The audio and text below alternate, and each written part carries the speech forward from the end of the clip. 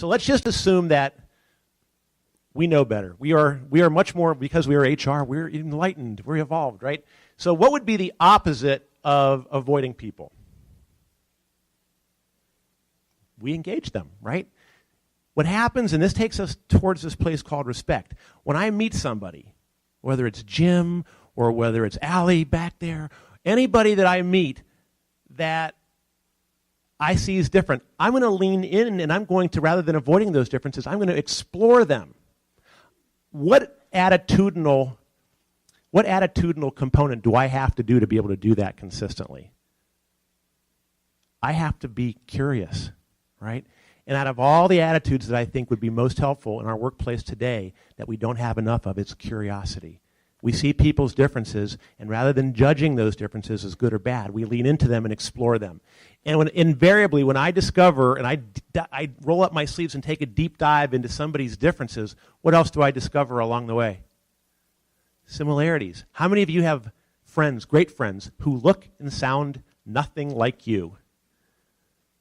But inside, the things that are important, values, ethics, likes and dislikes, hobbies, you're very similar. But how would you ever get to those places if we weren't first willing to kind of lean in and explore people's differences? I am not of the school, by the way. I used to be. I had a dorm director in college. I was an RA in the dorms. I was one of the nerdy RAs. I had a dorm director named Dale Linder, and I used to think that you could just go through life with your rose-covered glasses on and pretend everybody was the same.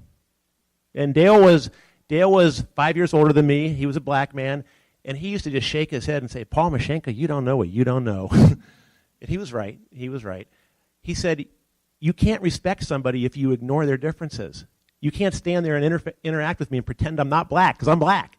So I am not suggesting that we ignore what makes us different, rather that we dive in and explore them and probe them, deal with our own stereotypes about whatever we think that means about people, and test them out, see if it's right or not with each individual person.